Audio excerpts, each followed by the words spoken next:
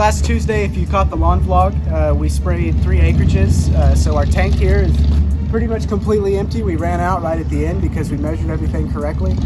So if you haven't seen that video, go check it out. Link will be in the description below. But for now, let's get into this video. And today we're going to talk about what to do after you spray to maintain your tank, maintain your spray rig, get ready for the next week, and make sure that everything keeps going properly and doesn't break down on you, and you don't have any really expensive problems in the future because you didn't maintain your stuff properly. So we're going to get into that. Today we're cleaning with some Lesco Sol spray tank cleaner.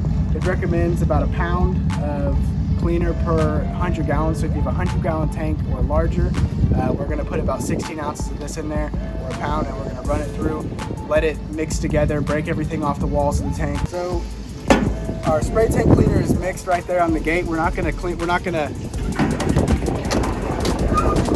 dump that in the mix yet.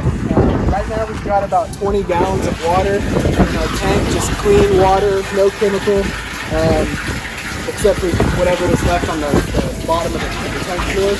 Now I'm going to spray off the sides of the tank. I can probably see it. You get the idea. Alright, give us the rundown, Cap. So we've got a little bit of water in our tank. It comes up to about right here. That's plenty to clean it all out because I washed everything off the sides there. It all fell down into the mixture.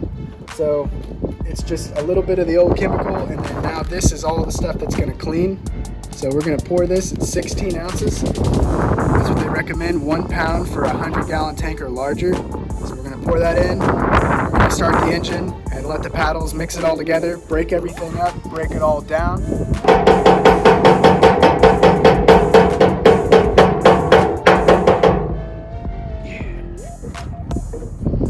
So when it comes to maintenance on the engine, these engines, you can buy them at Northern Tool or wherever, and they're usually only about $100 for the 212cc one.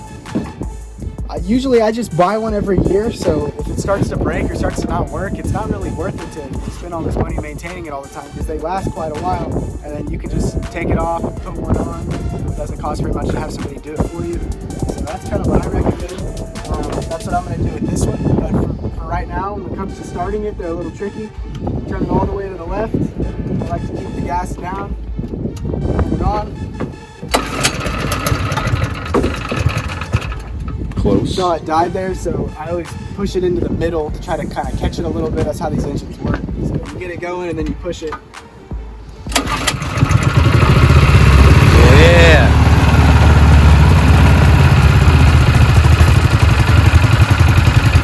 All right, so now that the engine is running, the wheel is moving, and in turn, it's driving the paddles on the inside. It's mixing everything up, breaking it all down, and making sure that every inch of that water gets some of that cleaner in it. So I like to give this about 30 to 45 minutes of just good mixing, break everything down. But while we wait, I figured I'd show you guys how my spray reel works. So come with me over here. But I had it installed on the bed of my truck over there. It hooks it up to the battery. So this wire runs from the battery through the engine casing, down through the truck, down here, and then it runs along the base of the truck all the way here, and then it comes up into the bottom of the spray reel, and then the spray reel is grounded to the metal of my truck bed. So then all I have to do, instead of running a garden battery or trickle charging it all the time, pull up at a property, spray it, turn the truck on to make sure the battery doesn't die. And that button works every time. It's super nice. I recommend that you do it if you spray out of a truck. What we're going to do now is clean the filter and make sure that it's clear of any debris or dirt or anything like that. So I'm going to pull that out with my mallet here, show you guys how that's done and what tool to use to clean it. I'll just probably smooth this part up.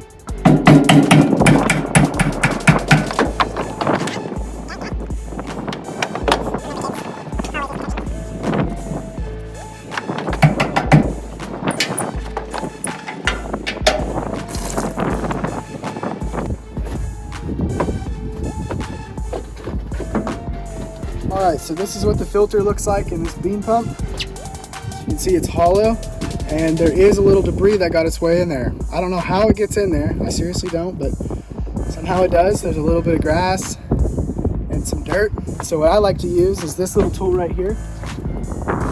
These are super cheap, and you can just fill it with a little bit of cleaning liquid, some regular kitchen cleaning liquid. It's like $1 for one of these. They're disposable, and those little bristles get in between the holes and break out anything that is hard to reach. So I like to just give this a good scrub, put it back in, and the tank, filter, hose, and all the pumps in between have been cleaned, flushed, and are in good working order. They're ready for any new applications we're going to have this week. Be sure to catch the lawn vlog on Friday if you want to see some of those. Even though this has all been clean and it's just water, always make sure to wear the proper rubber protective gloves to make sure you don't get any of the stuff on your skin. And I'm going to wash my hands 3 times after just to make sure it's good and flushed out. It's kind of hard to get this thing back in properly. You just take it, slide it in.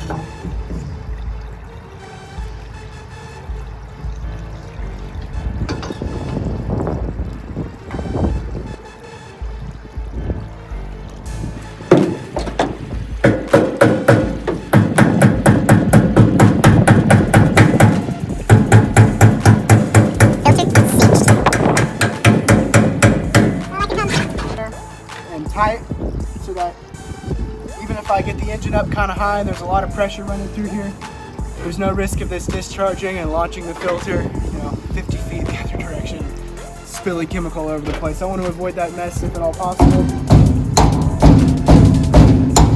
So 1/2 turn should do it. So this right here is a grease gun. Inside is grease for the spray rig. There's a couple of key points here that you want to keep greased as you're spraying. I try to do this pretty much weekly or in between any large sprays. So last Tuesday we did the 3 acreages.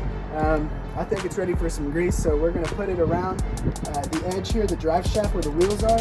But then there's a couple of other small areas where you wouldn't think grease needs to go, but you put it there and it kind of acts as a